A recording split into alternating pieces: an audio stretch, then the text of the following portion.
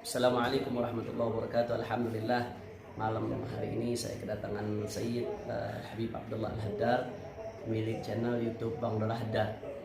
Saya mendengar dari beliau bahwasanya channel beliau mengandung hal-hal yang bermanfaat, sholawat, hajir marawis, tausiah, ilmu yang bermanfaat.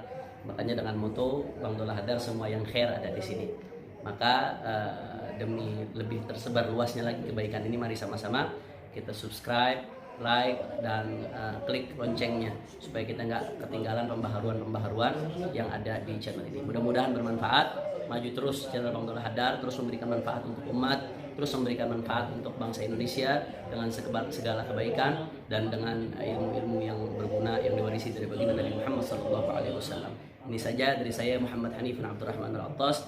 Assalamualaikum warahmatullahi wabarakatuh. الحمد لله رب العالمين وبه نستعين على أمور الدنيا والدين. اللهم فصل وسلم وبارك وكرم ومجد وعظم على سيدنا وحبيبنا وشفيعنا ونور قلوبنا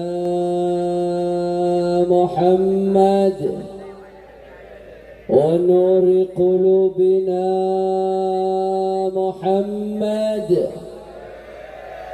الفاتح لما أغلق والخاتم لما سبق ناصر الحق بالحق والهادي إلى الصراط المستقيم وعلى آله وصحبه حق قدره ومقداره العظيم. يا فتاه يا عليم. أما بعد، para alim ulama, para habaib, para asatid, para kiai, para sesepuh, para tokoh masyarakat, para lora, wabil khusus salam penghormatan kami sampaikan kepada penasehat DPD Front Persaudaraan Islam Madura, yaitu Fadilatul Muhtaram wal Mukarram Al-Habib Ali Zainal Abidin Al-Jufri. Begitu pula yang tadi telah menyampaikan tausiahnya Al-Habib Idrus bin Ali Al-Habsyi, dan yang menemani beliau dari Jakarta Al-Habib Alwi bin Hasan Al-Idrus. Begitu pula hadir di tempat ini guru kita Kiai Haji Muhaimin, Ketua FPI Madura Kiai Haji Saiful Qahar Tabrani, tidak lupa Buya Kiai Haji Ali Karrar, dan juga para habaib lainnya yang hadir di sini, Habib Abdurrahman selaku Ketua FPI Sampang, Al-Habib Haidar Al-Haddad yang ikut bersama kami dari pimpinan Pusat Federasi Santri Indonesia. Semuanya tidak dapat saya sebutkan satu persatu tanpa mengurangi rasa hormat saya kepada beliau semua. Wabil khusus salam penghormatan yang paling istimewa saya sampaikan kepada keluarga besar almarhum wal maghfur lah, al-mujahid fi sabilillah, sahibul himmatil aliyah, almarhum Kiai Haji Saiful Jabbar rahimahullahu ta'ala rahmatal abrar. Seluruh keluarga besar beliau, istri beliau, putra-putra beliau, khususnya Kiai Haji Nur Saif, dan semuanya tidak dapat saya sebutkan satu persatu tanpa mengurangi rasa hormat saya kepada beliau semua. Kita doakan mudah-mudahan habaib kita, ulama kita, kiai kita, guru-guru kita, Allah panjangkan umurnya, Allah sehatkan badannya, Allah menangkan perjuangannya, Allah gabul hajat-hajatnya, amin ya rabbal. Dan salam penghormatan yang paling istimewa saya hadiahkan kepada hadirin hadirat, muslimin muslimat, mukminin mukminat yang hadir pada malam hari ini. Semua angkat tangannya, kita minta sama Allah, mudah-mudahan tidaklah kita keluar dari tempat ini kecuali semua dosa kita diampuni oleh Allah. Yang sakit Allah angkat penyakitnya, Allah sehatkan badannya. Semua yang hadir dilapangkan rezekinya, digabul hajat-hajatnya, amin ya rabbal. alamin. Ahibba'il kiram, alhamdulillah. Pada malam hari ini kita sama-sama berkumpul, tidak lain dan tidak bukan dalam rangka ikhtitamul majalis dan 1000 hari wafatnya almarhum wal maghfurlah Kiai Haji Saiful Jabbar. Saudara, alhamdulillah Allah anugerahkan saya begitu mengenal beliau, khususnya di akhir-akhir hayatnya.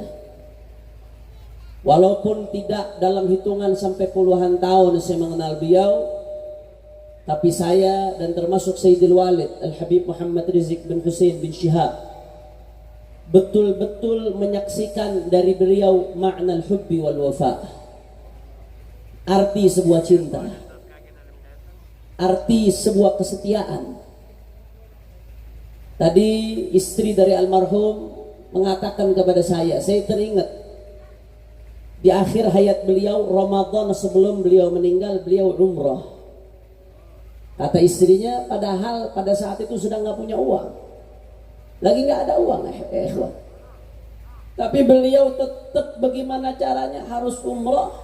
Ternyata saudara, di akhir hayatnya beliau ingin menemui kekasihnya, yaitu Sayyidil Walid Al-Habib Muhammad Rizik bin Hussein bin Syihab, dan juga Abuya Al-Habib Ahmad ibn Muhammad ibn Alawi ibn Abbas Al-Maliki Al-Hasani. Jadi padahal nggak punya uang, tapi bagaimana caranya harus ketemu kekasihnya, saudara. Bahkan nggak sampai di situ, beliau menunjukkan bahwa yang namanya cinta itu pengorbanan. Di tengah-tengah beliau umrah di pertengahan Ramadan, karena waktu itu ada komando dari imam besar untuk sampai sama-sama umat Islam turun di Jakarta pada saat aksi 212, aksi damai 2122 di Bawaslu saat itu. Saudara, beliau bergegas pulang dari Makkah Al-Mukarramah dalam keadaan sakit untuk hadir di aksi tersebut, saudara. Padahal masih di Mekah, berangkat jauh-jauh pulang ke Jakarta, nggak ke Madura, saudara. Balik langsung ke Jakarta. Saya menyaksikan sendiri dalam keadaan sakit, dan ternyata hada maradu mautih, itu adalah sakitnya beliau sebelum wafat. Ibadallah, tetap menunjukkan arti cinta, menunjukkan arti kesetiaan, mengajarkan kepada kita bahwasanya cinta adalah pengorbanan, saudara. Allahu Akbar, Allahu Akbar. Masya Allah, cintanya kepada imamnya, cintanya kepada gurunya Abu Sayyid Muhammad ibn Alawi Al-Maliki, cintanya kepada murabbinya, cintanya kepada panutannya luar biasa, saudara. Hubbun khalis, cinta yang hakiki. Nggak heran, ibadallah, nggak heran, cinta beliau dibalas cinta, cinta beliau dibalas cinta. Tadi saya dapat informasi dari salah satu putranya, dari salah satu putra Kiai Saiful Jabbar, yang mana tadi datang salah satu utusan Habib Saleh bin Ahmad Al-Idrus, atammata'anallah bitul hayati fi sihha wal afiyah. Habib Saleh saat ini masih dalam keadaan sakit di kota Malang. Beliau seorang ulama wali saleh min ashabil bisyarat. Beliau termasuk faqih, ahli fiqih, termasuk murid seniornya Abu Sayyid Muhammad bin Ali Al-Maliki. Saudara, meskipun dalam keadaan sakit, tadi beliau ngutus santrinya. Saya tanya tadi sama putranya Kiai Saiful, bahwasanya ternyata Habib Soleh nggak diundang, saudara. Habib Soleh nggak dikabari bahwasanya hari ini akan ada acara 1000 harinya Kiai Saiful Jabbar. Tapi tadi Habib Soleh ngirim utusan muridnya, padahal nggak tahu, nggak dikabari. Ternyata dari mana, saudara? Semalam Habib Soleh Al-Idrus bermimpi didatangi Abu Sayyid Muhammad ibn Alawi Al-Maliki. Di dalam mimpinya Abu Sayyid Muhammad memerintahkan Habib Soleh Al-Idrus untuk datang ke tempat ini, saudara. Tapi karena kesehatan beliau drop, sakit, beliau berhalangan hadir. Padahal nggak dikabarin, nggak diundang Habib Soleh, Abu Sayyid Muhammad yang undang, saudara. Bahkan nggak sampai di situ, Habib Soleh tadi memerintahkan kepada kami untuk menyampaikan kepada semua yang hadir di majelis 1000 harinya Kiai Haji Saiful Jabbar, bahwasanya Abu Sayyid Muhammad salam buat semua yang hadir di tempat ini, saudara. Mudah-mudahan kita semua sebagaimana kita cinta beliau-beliau di dunia, kita dikumpulkan bersama beliau di akhirat. bersama baginda Nabi besar Muhammad sallallahu alaihi wasallam. Oleh karena itu sebelum saya lanjutkan di majelis yang penuh barakah ini, di majelis yang sudah pasti insyaallah penuh bisyarah, penuh dengan rahmat Allah Subhanahu wa taala, yang mendapatkan kabar gembira dari seorang wali min auliyaillah, saudara kita doakan, kita kirim Fatihah. Yang pertama buat Abuya Sayyid Muhammad ibn Ali al-Maliki, yang kedua buat almarhum wal maghfurlah Kiai Haji Saiful Jabbar wa usyukhihima wa usulihima wa furu'ihim, ala anna Allah Subhanahu wa ta'ala yaghfir lahum wa yarhamhum wa yu'li darajatihim fil jannah wa yu'id alaina min barakatihim wa asrarihim wa anwarihim wa ulumihim wa nafahatihim fid dunya wal akhirah wa yajma'na bihim fil akhirah ma'al habib al mukhtar fil jannah daril qarar wa ashabihi al akhyar wa alihi al athhar. Ala hadhihi an-niyyah wa li kulli niyyatin salihah wa ila hadratin nabi Muhammad sallallahu alaihi wasallam bi sirril Fatihah. A'udzu billahi minasy syaithanir rajim. Bismillahirrahmanirrahim. Alhamdulillahirabbil alamin arrahmanir rahim maliki yaumiddin.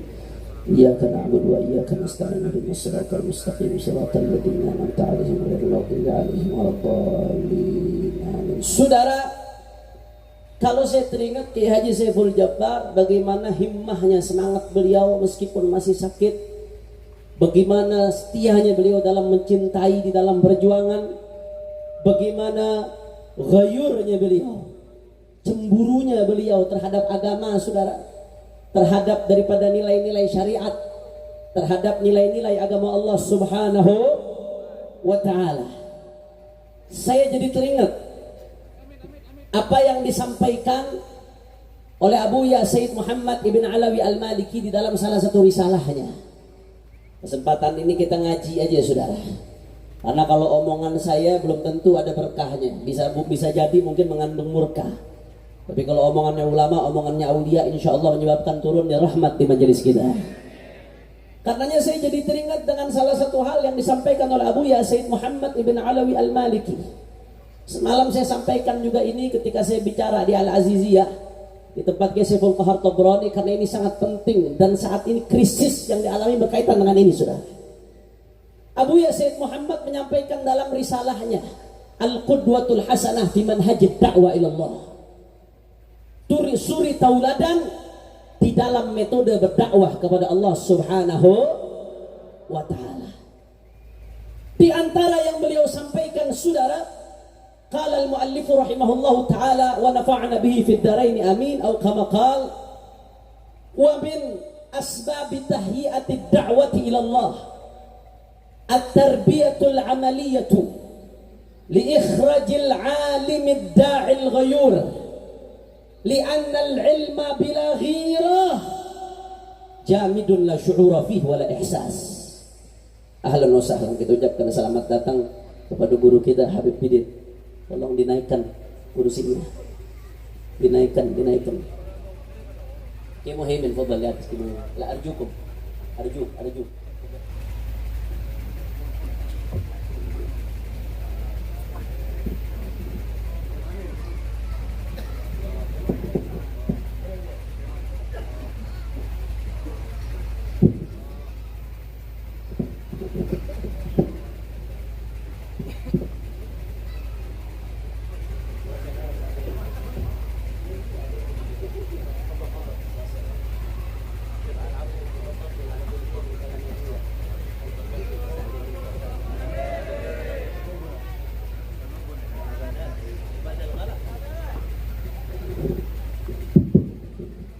Kita lanjutkan sedikit, saudara, bahwasanya salah satu yang paling penting untuk diketahui kita, khususnya para santri dan para pimpinan-pimpinan pesantren, para kiai, para ulama, para asatid, ada satu poin yang sangat penting disampaikan oleh Abuya dalam kitabnya Al-Qudwatul Hasanah fi manhajid da'wati ila Allah.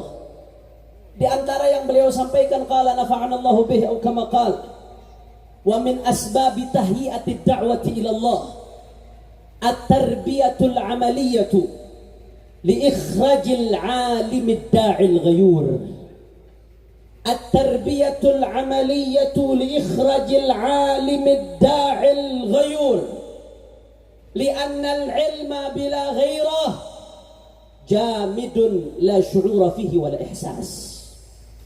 Kama anna al-ghairata wahdaha la tasruhu lil qiyadati wal riyadati wal irsyad.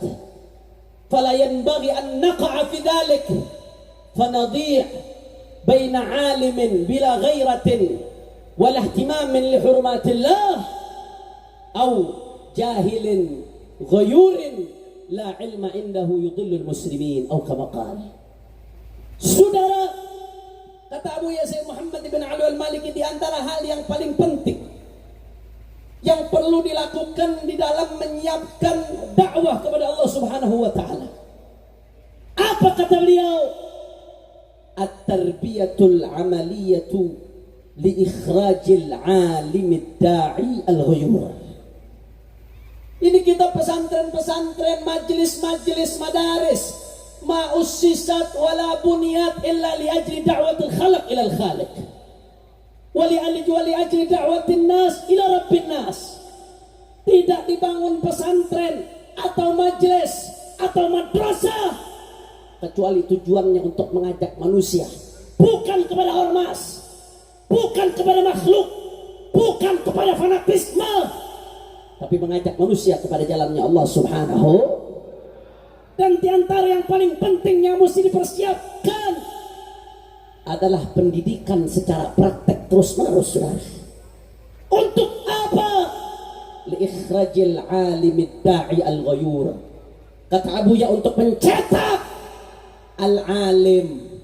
Yang pertama yang dicetak harus orang kompak, orang Sampang biasanya semangat. Yang dicetak harus kurang kompak harus alim. Nanti kita akan jelaskan kenapa harus alim, saudara. Nggak hanya alim, ad-da'i, ilmunya bukan hanya banyak, tapi ilmunya betul-betul dipakai buat ngajak orang ke jalan Allah Subhanahu wa taala, saudara. Hati-hati kalau ada orang berilmu tapi diam bungkam. Nabi ancam, saudara, di dalam hadisnya. Apa kata Nabi? Man su'ila an ilmin fakatamahu uljima yaumal qiyamah bilijami minan nar. Siapa yang ditanya tentang ilmu, saudara, ditanya nggak harus dalam bentuk pertanyaan langsung, saudara. Makna ditanya kalau kita mau lihat secara luas bisa lebih dalam. Seseorang alim ketika terjadi sesuatu di mujtama'nya, di masyarakatnya, di sekitarnya, maka lisanul hal masyarakat sekitar itu bertanya kepada dia, "Hei alim, apa hukum masalah ini?" Jangan kau diam, jangan kau bungkam. Kalau tidak ada yang menjelaskan, wajib untuk dia menjelaskan, saudara. Betul. Kalau orang alim diam tidak mau menjelaskan tentang ilmu, tentang hukum Allah terhadap problematika yang ada, mengatakan hak itu hak, batil itu batil. Apa kata Nabi sallallahu alaihi wasallam? Uljima yaumal qiyamah bilijami minan nar. Ilmunya bukan jadi berkah buat dia, justru ilmunya bisa menyebabkan dia dicambuk nanti di hari kiamat dengan cambukan dari neraka. Naudzubillah min. Makanya nggak cukup hanya alim, harus da'i. Bukan hanya alim, harus mengajak ke jalan Allah. Da'i nggak sempit, artinya nggak harus di atas mimbar. Ada yang mengajak ke jalan Allah dengan mengajar. Ada yang mengajak ke jalan Allah melalui lembaga fatwa, ada dakwah ilallah. Ada yang mengajak ke jalan Allah dengan buka pesantren. Ada yang mengajak ke jalan Allah melalui media sosial. Bermacam-macam jalan dakwah kepada Allah. Yang penting da'i, saudara. Berikutnya, nggak cukup hanya alim, da'i, tapi yang ketiga harus ghayur. Sahibul ghirah, ghayur, sigat mubalaghah dari sahibul ghirah. Saudara, orang yang punya ghirah, punya kecemburuan terhadap agama, saudara. Nggak boleh lihat agama dihina, nggak boleh lihat agama dicaci. Dia lebih sayang agamanya dari dirinya, lebih sayang agamanya dari hartanya. Kenapa harus punya ghirah? Nanti akan kita jelaskan, saudara. Kira-kira sampai sini jelas atau tidak? Jelas atau tidak? Jadi kata Abu Ya, kalau mau nyetak santri, nyetak ustadz, nyetak guru, yang pertama harus apa? Alim. Kurang kompak, yang pertama harus apa? Alim. Yang kedua harus da'i. Yang ketiga harus ghayur, punya kecemburuan terhadap agama. Kenapa seperti itu? Abu Ya lanjutkan, saudara. Li'annal ilma bila ghairah jamidun la syu'ura fihi wala ihsas. Karena kata Abu ya saudara, kalau orang punya ilmu, alim, baca kitabnya hebat, hatam macam-macam, mulai dari fikih yang paling kecil sampai paling besar, hadis paling kecil sampai yang mujalladat, alim, tapi kalau tidak punya giroh, kecemburuan terhadap agama, jamet, la syuhura fi wala ihsas, kaku saudara, dingin saudara, la syuhura fi, tidak ada perasaan, nggak peduli dengan apa yang terjadi pada umat, wala ihsas, tidak punya kepekaan. Kalau udah urusan hartanya dicolek, marah. Urusan dirinya dicolek, marah. Urusan kelompoknya dicolek, marah. Pesantrennya diganggu, marah. Tapi kalau agama diganggu, agama dihina, syariat dihina, syariat dihina, umat Islam dirolimi, diam, bungkam, tidak punya kira, saudara. Saya mau tanya, jawab yang kompak. Yang model seperti ini ada atau tidak? Orang kompak ada atau banyak? Orang keras ada atau banyak? Bahaya, saudara. Ilmu tanpa qirah bahaya. Bahkan kalau sudah ulama hanya punya ilmu tapi nggak punya ghirah, nggak punya kecemburuan terhadap agama, saudara, maka berapa banyak yang bajunya ulama tapi isinya perampok, saudara. Bajunya boleh ulama tapi nggak bisa bedakan mana halal mana haram. Bajunya ulama tapi nggak bisa bedakan mana yang thayyib mana yang fasid. Bajunya ulama tapi nggak bisa bedakan mana yang baik mana yang buruk. Ibadallah, semuanya dimakan. Fa'lam annahu lis. Ketahuilah yang model seperti ini akhirnya jadi rampok. Kenapa? Bukan nggak punya ilmu, saudara. Ilmu ada, ngajinya banyak. Mungkin kalau bicara ngaji fikih dari yang paling kecil, dari Safinatun Najah, lanjut Risalah Jami'ah, lanjut Sulamut Taufiq, saudara, lanjut lagi Matan Ghaya wa Takrib, lanjut lagi Fathul Qarib, lanjut Zubat, lanjut Umdatus Salik, lanjut lagi Fathul Mu'in, lanjut lagi Minhajut Talibin, lanjut lagi Fathul Wahhab. Dari yang paling kecil sampai yang paling besar dia pelajari, saudara. Alim. Tapi kalau nggak punya ghirah, saudara, akhirnya ilmunya dipakai buat ngerampok jual di agama, saudara. Na'udzubillah min. Saya mau tanya, kalau begitu alim tanpa ghirah bahaya atau tidak? Bahaya atau tidak? Kacau atau tidak? Saya kasih contoh sederhana, ibadallah. Al-Imam Tajuddin Abdul Wahhab bin Taqiyuddin Ali bin Abdul Kafi As-Subki. Beliau di dalam kitabnya Tabaqat Asy-Syafi'iyah Al-Kubra menceritakan sebuah cerita yang menarik tentang ayahnya. Tajuddin Subki ini luar biasa, ya ikhwan. Beliau ayahnya kakeknya ulama usratul ilm. Tajuddin Subki allamah kabir, sahib Jam'ul Jawami' yang dia kumpulkan dari banyak sekali kitab usul fiqh menjadi Jam'ul Jawami'. Termasuk Tabaqat Syafi'iyah Al-Kubra. Punya ayah namanya Taqiyuddin As-Subki, sahib kitab As-Sayful Maslul ala man sabbar Rasul, pedang yang terhunus untuk mereka yang mencaci baginda Nabi Muhammad sallallahu, dan banyak lahu mu'allafat katsira adidah. Imam Subki ada Taqiyuddin As-Subki keadaan yablugh darajat al-ijtihad. Saking alimnya hampir-hampir sampai kepada darajat al-ijtihad. Dan kakeknya juga Abdul Kafi alim minal ulama. Usrah As-Subki, dari kakeknya, anaknya, cucunya semuanya ulama. Mudah-mudahan tradisi ini juga terjaga di Madura, insyaallah. Karena banyak di Madura ini yang dari kakeknya, anaknya ulama. Mudah-mudahan tradisi ini terus bisa berjalan. Di keluarga-keluarga pesantren Madura, ulama-ulama Madura, khususnya di keluarga almarhum Kiai Saiful Jabbar, mudah-mudahan keturunan beliau menjadi minal ulama al-amilin yang bisa melanjutkan perjuangan ayahnya. Amin ya rabbal alamin. Saudara, yang menarik, Al-Imam Tajuddin As-Subki menceritakan tentang ayahnya. Al-Imam Taqiyuddin As-Subki, Ali bin Abdul Kafi, ayahnya. Taqiyuddin Subki ini orangnya amir bima'ruf wa nahi 'anil munkar. Nggak bisa lihat kemunkaran, saudara. Selalu beliau amar ma'ruf nahi munkar dimanapun kapanpun. Nggak peduli di hadapannya siapapun, mau di hadapannya rakyat jelata, mau di hadapannya pejabat, mau di hadapannya budak, mau di hadapannya raja, saudara, mau di hadapannya orang kaya, mau di hadapannya orang miskin. siapapun, beliau tetap menyampaikan yang hak itu hak, batil itu batil, tetap amar ma'ruf nahi munkar, saudara. Itu Al-Imam Subki Taqiyuddin. Nah, Tajuddin menceritakan kanal walid Syekhul Islam rahimahullah, dia menyebut abahnya Syekhul Islam, bahwasanya Taqiyuddin As-Subki pernah datang ke seorang amir, sultan. Amir ini, saudara, yang didatangi oleh Taqiyuddin As-Subki, kebetulan pada saat itu pakai jubah minal harir, pakai jubah dari sutra. Saya mau tanya orang Sampang, banyak santri ini, jubah dari sutra hukumnya apa? Jangan ragu-ragu, hukumnya apa? Haram, saudara. Nah, Rasulullah SAW lebih harir. Nah, sampai di situ bukan hanya jubah sutra, wa tiraz min zahab, bordirannya dari emas. Masya Allah, haram kuadrat. Jubahnya haram, bordirannya juga dari emas murni, bordirannya haram bin haram.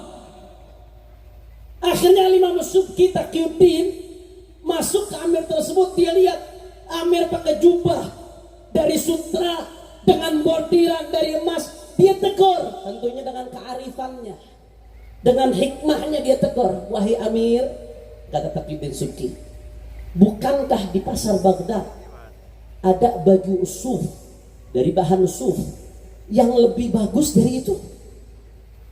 Bukankah di pasar ada baju dengan bordiran tiras yang lebih indah dari itu? Lantas kenapa kau pakai ini? Apa manfaatnya kalau kau sekarang pakai baju, tapi baju ini membuat engkau terperosok dalam kemurkaan Allah Subhanahu wa Ta'ala? Saya mau tanya orang Sampang, ini yang disampaikan oleh Imam Taqiyuddin As-Subki sopan atau tidak? Indah atau tidak? Bagus atau tidak? Indah, sopan, santun, saudara. Karena Imam Taqiyuddin menyampaikan itu dengan ikhlas, dan beliau sama sekali nggak ada minta-minta, saudara. Tidak pernah menunjukkan kebutuhannya kepada orang kaya, saudara. Apa yang terjadi? Allah meletakkan haibah di hatinya si Amir tadi terhadap Taqiyuddin As-Subki. Si Amir melihat Taqiyuddin As-Subki begitu wibawa, begitu haibah, dan nasihat itu masuk ke hatinya, saudara. Begitu nasihat masuk ke hatinya, ibadallah, Amir tadi langsung melepas jubahnya yang dari sutra, yang mengandung daripada ukiran-ukiran emas. Dia lepas, dia buang baju tersebut, saudara. Di depan Al-Imam Subki, dia mengikrarkan taubat kepada Allah, tidak akan lagi menyentuh jubah dari sutra tersebut, saudara. Allahu Akbar, Allahu Akbar. Tapi tunggu dulu, belum selesai. Ulama amplop belum datang ini ceritanya nih. Ini belum selesai, masih ada lanjutannya lagi, saudara. Sampai sini udah bagus atau tidak? Bagus atau tidak? Imam Subkinya sopan, amirnya menerima dengan baik. Alhamdulillah. Udah bagus-bagus, datang ulama amplop, saudara. Datang ulama amplop. Apa yang dia sampaikan ke Imam Subki, kepada si Amir? Wahai Amir, ketahuilah wahai Amir, sesungguhnya Imam Fulan mengatakan bahwasanya pakai baju sutra buat laki-laki halal. Pakai barot, saudara. Imam Fulan menyampaikan bahwasanya pakai bordiran dari emas murni itu halal, boleh. Ngutip ibarat dari kitab, saudara.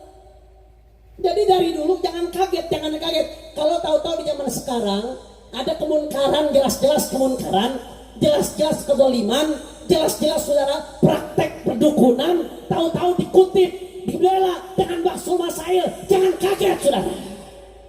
Jangan kaget. Dari dulu yang model begini sudah ada, saudara.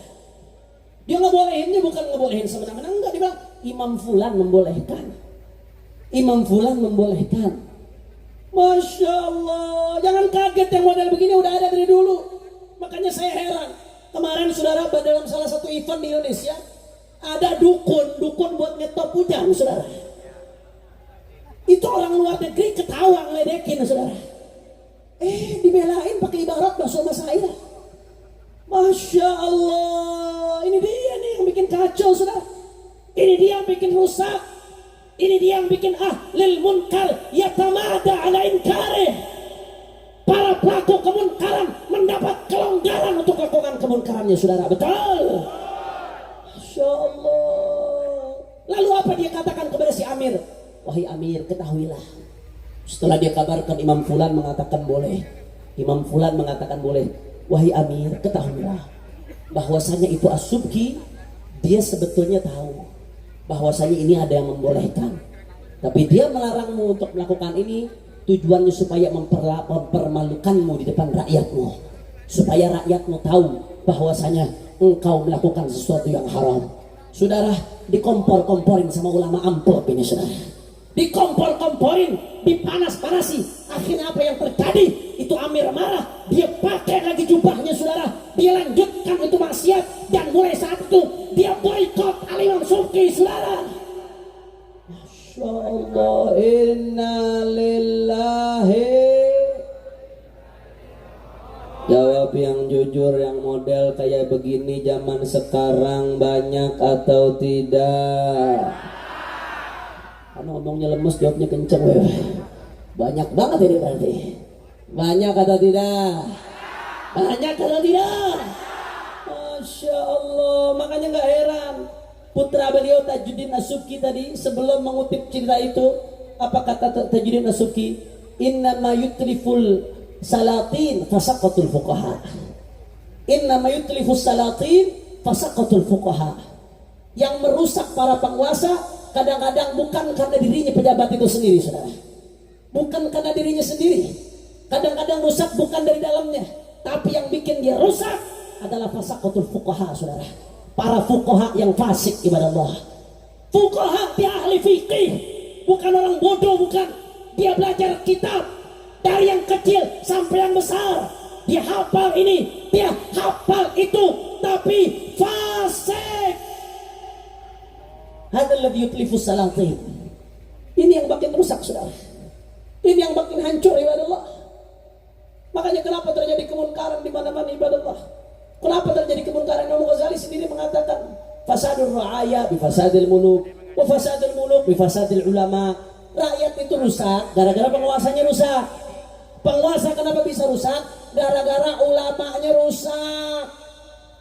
Kalau ulamanya istiqamah, ulamanya bersatu, ulamanya lebih memikirkan akhirat daripada dunia, ulamanya tidak takut mati di jalan Allah, ulamanya tegas, maka penguasa tidak akan berani macam-macam, saudara. Betul. Kenapa ada yang dizalimi? Yang satu diangkat, yang satu diinjak, yang satu dimuliakan, yang satu dijebloskan ke penjara, yang satu dikejar-kejar, yang satu diangkat-angkat, saudara. Kenapa?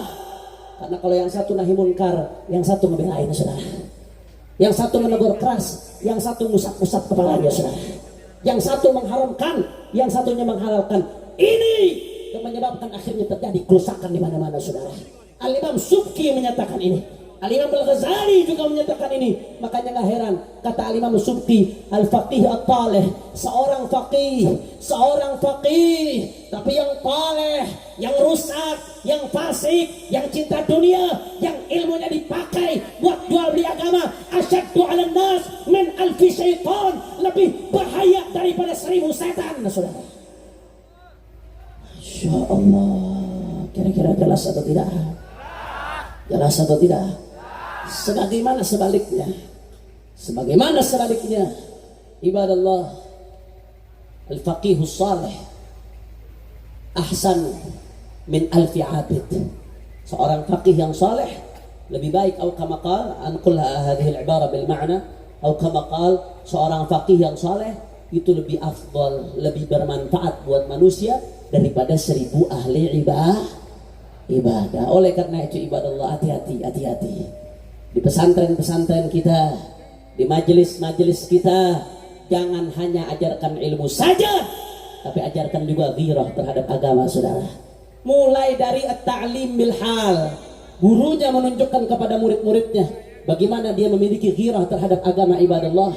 Baru ta'lim bil maqal. Saudara, kenapa kita mempelajari as-sirah an-nabawiyah? Selain mengandung ilmu, mengandung hikmah, mengandung asrar di dalamnya, saudara, diajarkan bagaimana ghirahnya Rasulullah terhadap agama, saudara. Bagaimana ghirahnya para sahabat terhadap agama, sampai mereka rela korbankan dirinya, keluarganya, nyawanya, hartanya, segala yang mereka miliki. Untuk apa? Tidak lain dan tidak bukan untuk Allah dan Rasulnya, saudara. Betul. Mempelajari sirah salah satunya yang harus kita ambil apa? Ghirah, saudara.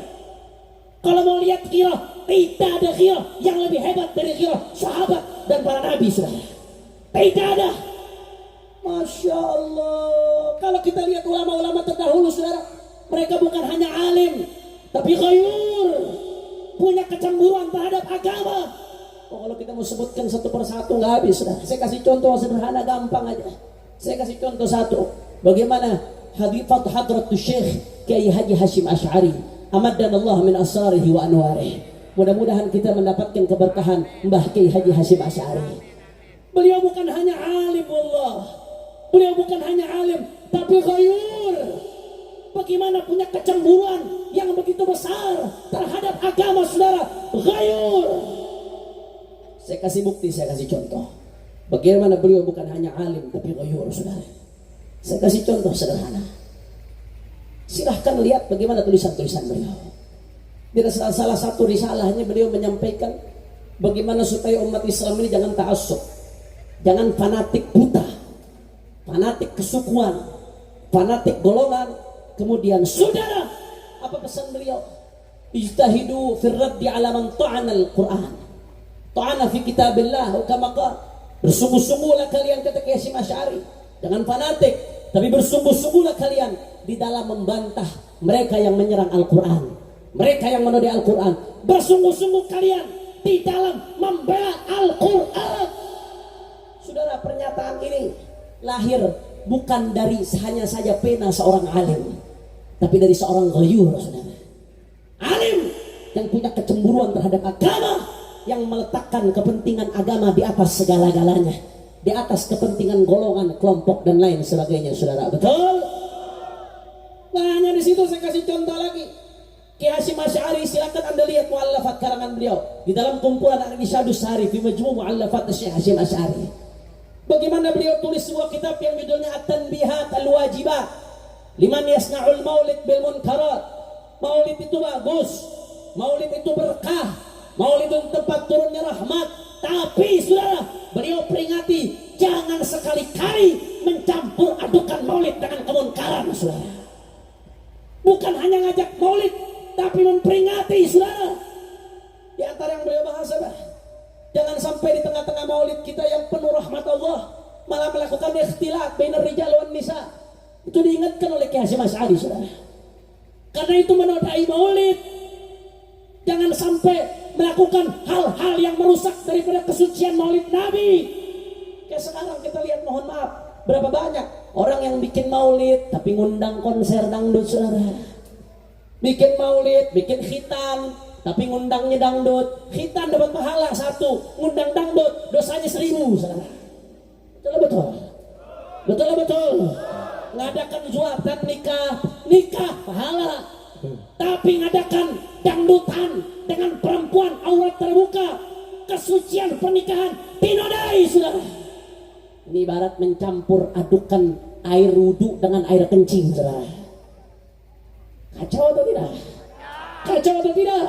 Kiai Hasyim Asy'ari tulis itu At-Tanbihat Al-Wajibat liman yasna'ul maulid bil munkarat. Peringatan-peringatan yang wajib bagi mereka yang mencampur adukan maulid dengan kemunkaran. Silakan adakan maulid, bagus, tapi jangan sekali-kali kau nodai kemuliaan maulid Nabi besar Muhammad sallallahu alaihi wasallam dengan noda kemaksiatan sehingga mengotori daripada maulid tersebut. Na'udzubillah min. Saudara, apa yang dia sampaikan oleh Kiai Hasyim Asy'ari ini, tulisan beliau ini tidak lain dan tidak bukan, lahir bukan hanya dari ilmunya, saudara, tapi dari ghairah, dari kecemburuan beliau terhadap agama, kecemburuan beliau terhadap Rasulullah. Beliau nggak mau satu momen yang diperingati untuk Rasulullah harus menyakiti daripada hatinya Rasulullah dengan melanggar syariatnya Rasulullah. Ghairah. Mbah Hasyim Asy'ari bukan hanya alim, tapi punya ghairah, saudara. Nggak sampai di situ, puncaknya ghairah Kiai Hasyim Asy'ari, saudara. Ketika Belanda dan Inggris ingin kembali ke Indonesia, kembali menjajah setelah Indonesia menyatakan kemerdekaannya. Belanda, Inggris ini pengalaman perang dunia, persenjataannya lebih lengkap, peralatannya lebih lengkap. Mendengar Indonesia merdeka, Belanda nggak terima, pengen balik lagi, saudara. Akhirnya apa yang terjadi? Kiai Haji Hasyim Asy'ari pada saat itu mengeluarkan resolusi jihad bersama para alim ulama. Apa isinya resolusi jihad? Di dalamnya, saudara, beliau menyatakan yang intinya meninggal di dalam membela agama karena Allah Subhanahu wa taala adalah termasuk kategori syahid, karena berjuang mempertahankan kemerdekaan Indonesia karena Allah Subhanahu wa taala termasuk jihad fisabilillah. Saudara, gara-gara ada fatwa Kiai Hasyim Asy'ari bersama para alim ulama ini, saudara, apa yang terjadi ibadallah? Pada saat itu langsung rame-rame santri-santri, kiai-kiai, ulama-ulama, ustadz-ustadz turun rame-rame ke Surabaya, saudara. Begitu Inggris datang, Belanda datang, perang terjadi, pecah luar biasa, umat Islam bangkit, Inggris dan Belanda kalah, kabur, Indonesia berhasil dipertahankan kemerdekaannya, saudara. Allahu Akbar, Allahu Akbar, Allahu Akbar. Saudara, wallahi kalau orang nggak punya ghirah nggak bakal mengeluarkan fatwa seperti ini, saudara. Kenapa demikian?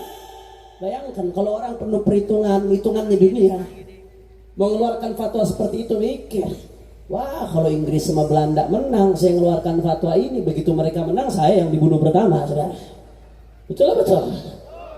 Kalau nggak punya iman kuat, nggak punya ghirah terhadap agama, bangsa dan negara, nggak akan mengeluarkan fatwa itu, saudara. Ya, memang karena cinta negara salah satunya, tapi bukan itu puncaknya. Puncaknya ridha Allah yang dicari, saudara. Karena tidak mungkin seorang ulama mengorbankan nyawanya kecuali untuk mencari ridha Allah. Salah satu cara cari ridha Allah melalui berperang, berjihad melawan penjajah kufar, saudara. Masya Allah, ghirah. Kalau hanya ilmu saja nggak mungkin berani keluarkan fatwa seperti itu, saudara. Apa yang menyebabkan beliau mengeluarkan fatwa? Tidak lain dan tidak bukan ghirah, kecemburuan terhadap agama, kecemburuan terhadap negara.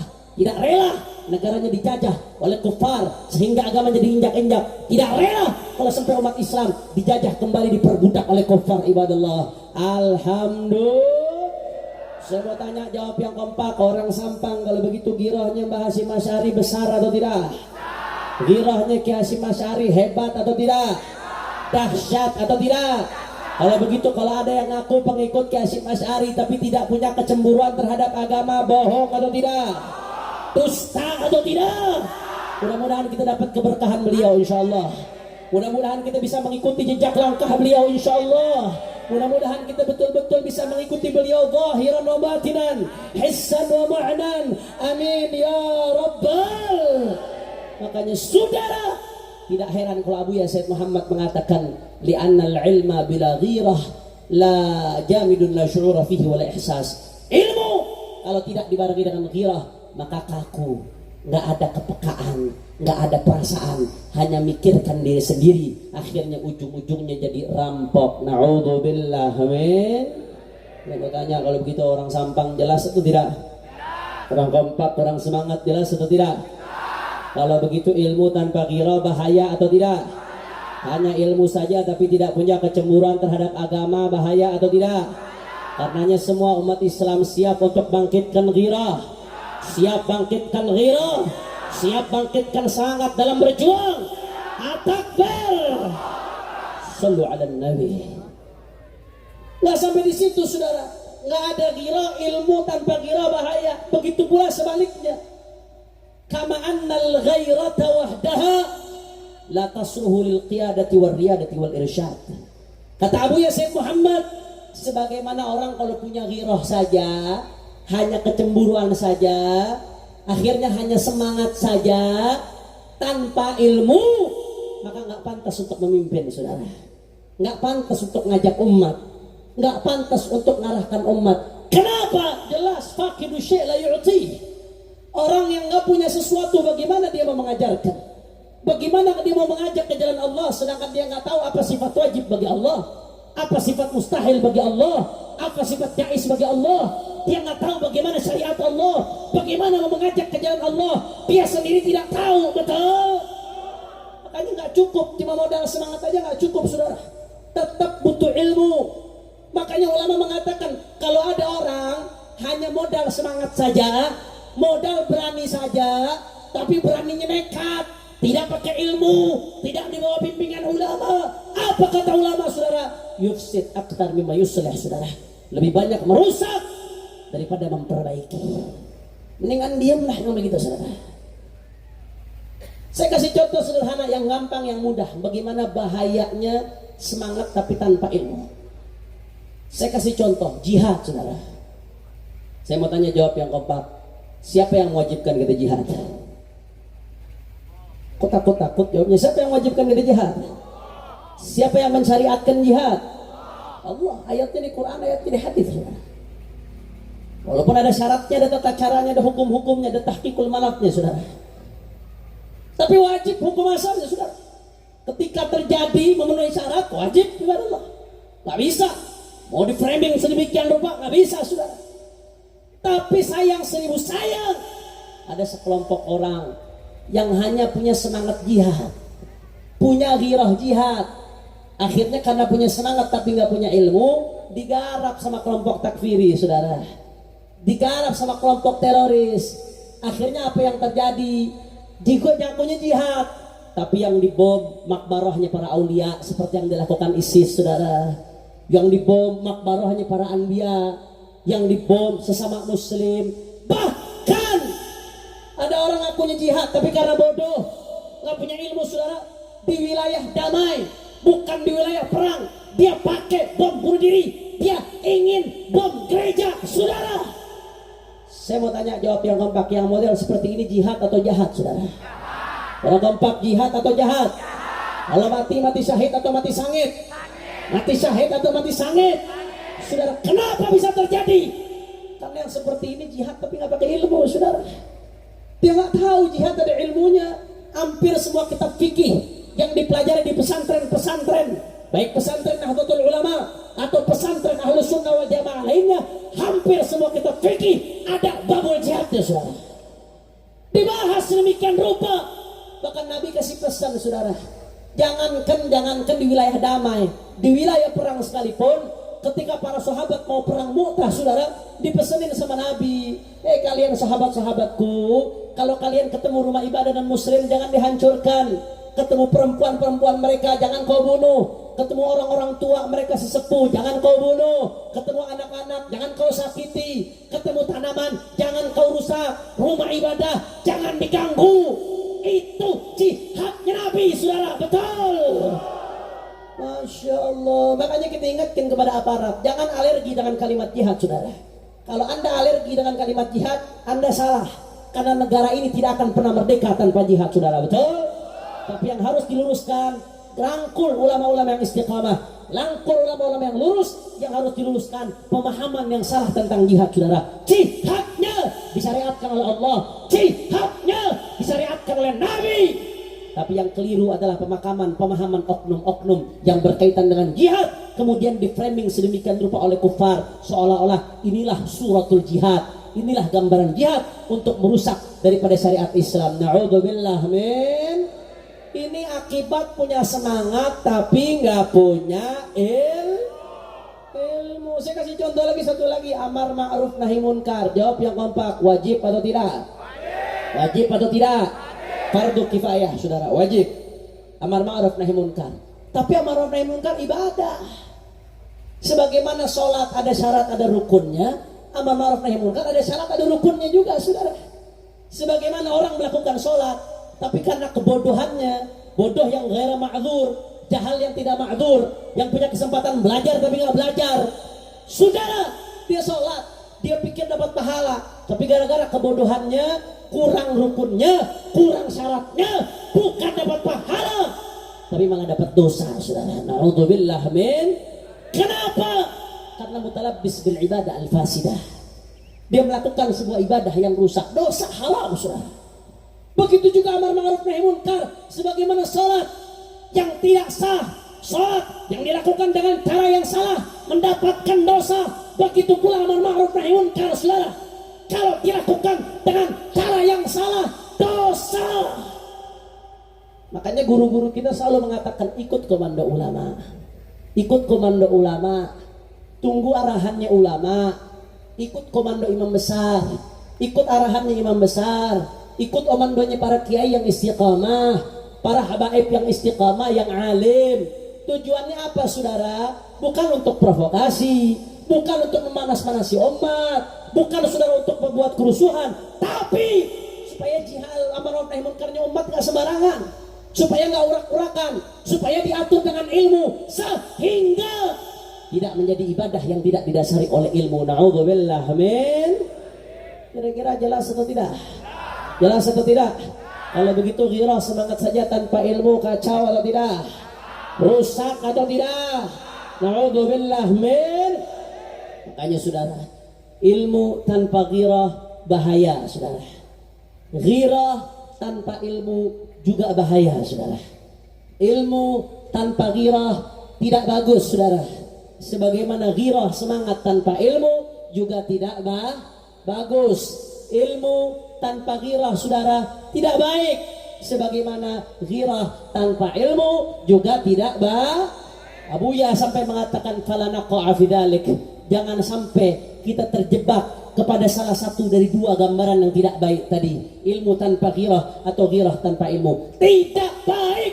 Harus dua-duanya, saudara. Ilmu harus dibarengi dengan ghirah, ibadallah. Ghirah harus dibarengi dengan ilmu. Keduanya saling melengkapi, keduanya saling mendorong, keduanya, saudara, saling menopang satu sama lain. Falayan bagi an-naqa'a fi dzalik, kata Abuya, jangan sampai kita terjebak kepada salah satu dari keduanya, fanadhi', sehingga kita terombang-ambing baina alimin bila ghiratin wala ihtimamin li hurmatillah au ghayurin jahilin la ilma indahu yudhilul muslimin. Jangan sampai kita terjebak satu di antara orang alim tapi nggak punya kepedulian terhadap agama dan umat Islam, atau yang kedua kita terjebak di bawah pimpinan orang bodoh, orang jahil yang hanya modal semangat tapi dia tidak punya ilmu untuk mengarahkan umat sehingga menjadi sesat dan menyesatkan. Oleh karena itu, pesan kami, saudara, kepada setiap pesantren, kepada setiap majelis, kepada setiap madrasah, jangan hanya ajarkan ilmu kepada murid Anda,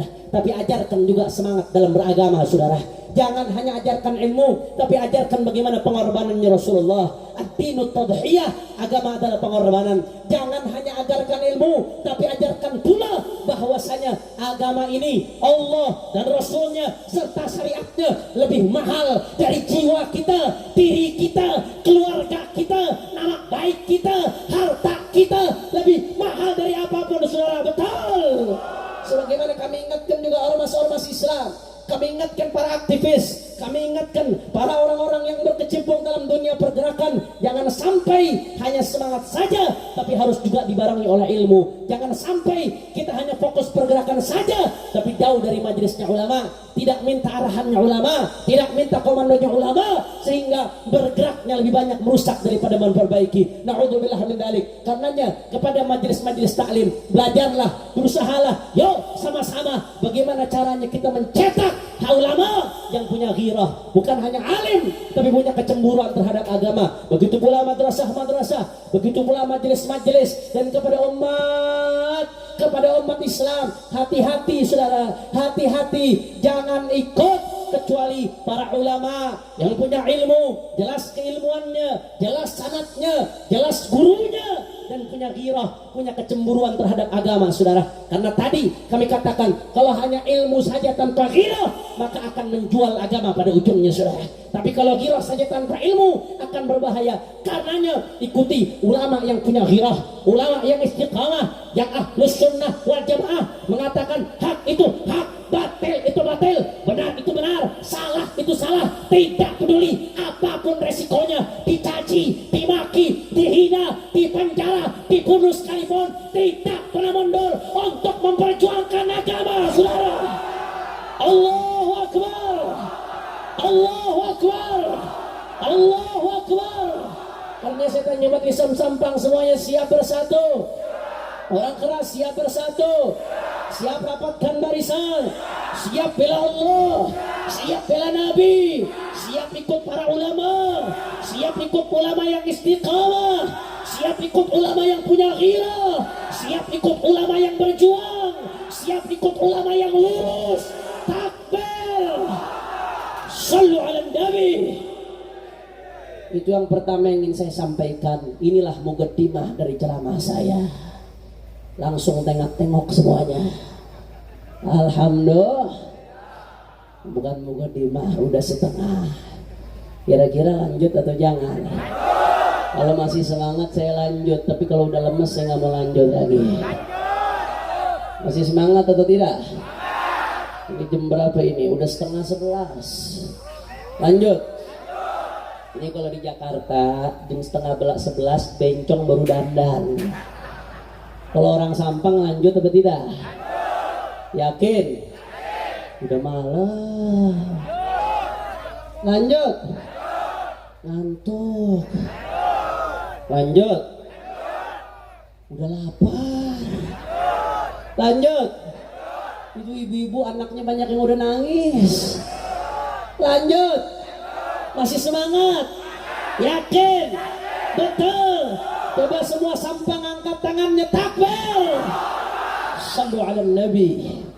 Allahumma salli wa sallim wa barik alaihi wa ala alihi. Saudara, yang kedua yang ingin saya sampaikan pada kesempatan kali ini. Yang ketiga, jadi yang pertama tentang Kiai Saiful Jabbar, kemudian yang kedua tentang apa yang disampaikan oleh Abuya, bagaimana idealnya seorang santri, bagaimana idealnya seorang dai, bagaimana idealnya seorang ulama. Yang ketiga, saudara, yang ingin saya sampaikan pada kesempatan kali ini, saudara, kurang lebih hampir 3 minggu yang lalu, tepatnya hari Jumat, kami dari berbagai ormas Islam di Jakarta melakukan penyampaian pendapat atau yang disebut dengan demonstrasi yang dijamin oleh konstitusi dan undang-undang. Itu bahasa hukumnya. Kalau bahasa syariatnya itu amar ma'ruf nahi munkar. Ini cuma wasilah, salah satu perantara untuk amar ma'ruf nahi munkar wal wasail fi hukmil maqasid. Apalagi dijamin oleh undang-undang, saudara. Ibadallah, kami melakukan demonstrasi kurang lebih hampir 3 minggu yang lalu di depan Kementerian Agama Republik Indonesia. Saat itu ada 2 hal yang ingin saya sampaikan, yang saya sampaikan, saudara. Ini informasi perjuangan. Yang pertama, soal surat edaran Kementerian Agama seputar pengeras suara masjid dan musola. Kemudian yang kedua, soal pernyataan Menteri Agama dalam salah satu wawancaranya. Ibadallah, saudara, saya bahas yang pertama dulu. Di dalam membahas yang pertama ini saya bagi menjadi 2, saudara. Yang pertama soal adzannya, yang kedua soal selain adzan. Tadarusan, manakiban, zikir, ratib, maulid, sholawatan, diba, dan seterusnya, pengajian dan seterusnya. Silakan Anda lihat yang utuh, yang lengkap surat edaran Kementerian Agama soal pengeras suara masjid dan musola. Baca yang utuh, yang lengkap, jangan sepotong-potong. Silakan download di Google, ada, saudara. Yang pertama terkait adzan. Setelah saya baca yang lengkap, saudara, saya mengamati di situ ada pembatasan volume adzan, batasan maksimal. Boleh pakai mic luar, tapi ada batasan maksimal volume adzan, saudara. Ibadallah, saya setuju. Yang namanya adzan itu ada adabnya, ada akhlaknya, ada tata caranya, ada sopan santunnya, ada hukum-hukumnya, dibahas panjang lebar oleh ulama, saudara. Tapi jangan lupa, di antara syiar yang paling penting terkait adzan adalah raf'us shaut, saudara. Ngangkat suara. Kenapa perlu ngangkat suara? Karena adzan sesuai dengan artinya secara bahasa. Apa arti adzan secara bahasa? Saudara, artinya pengumuman. Adzana yu'adzinu fahuwa mu'adzin wa'adzin fin nasi bil haji ya'tuka rijalan ila akhiril ayah. Pengumuman artinya secara bahasa. Secara syar'an, secara terminologi syarak, arti adzan adalah pengumuman masuknya waktu sholat, saudara. Artinya apa? Tujuan dari pengumuman tersebut supaya cakupannya seluas mungkin, cakupannya sejauh mungkin, cakupannya sebanyak mungkin. Saya mau tanya, kalau cakupannya sejauh seluas sebanyak mungkin, berarti pelan atau kencang? Kurang kompak, harus pelan atau keras? Pelan atau keras? Pelan atau kencang? Masya Allah, jelas saudara. Karena pengumuman.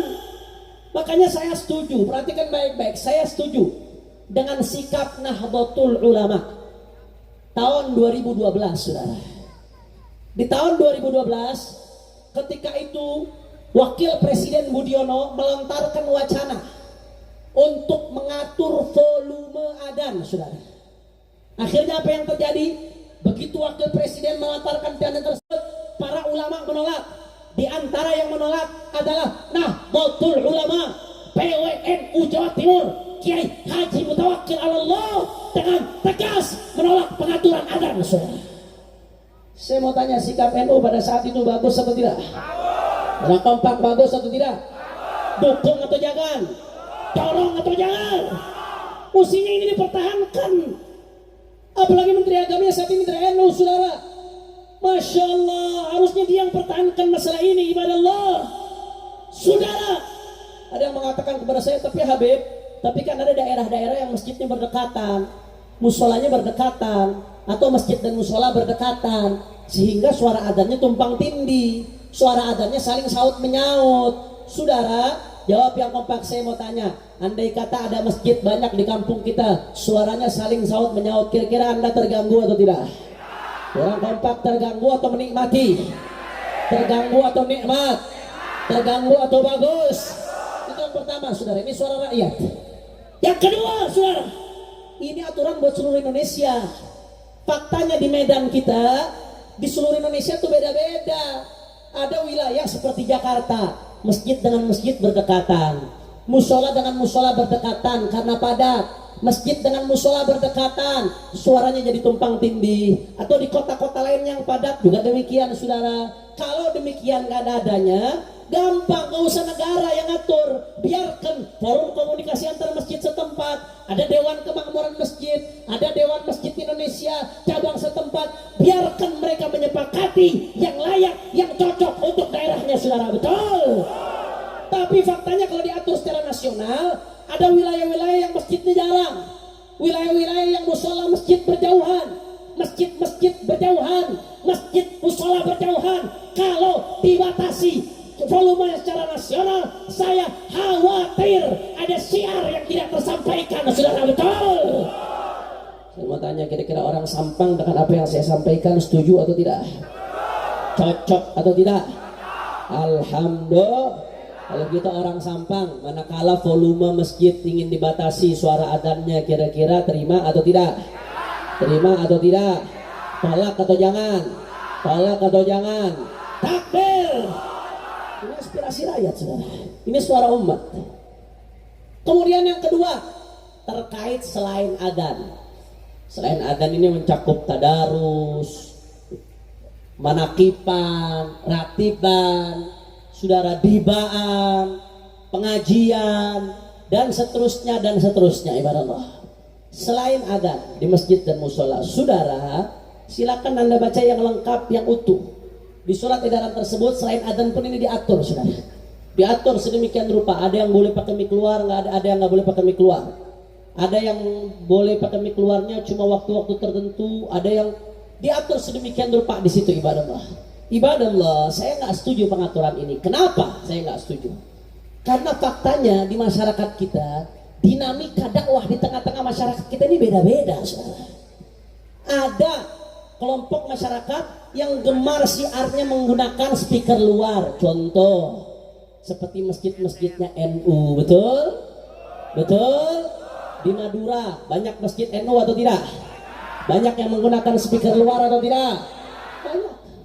Begitulah masjid-masjid lainnya yang sama Asy'ari, Syafi'i, Sufi.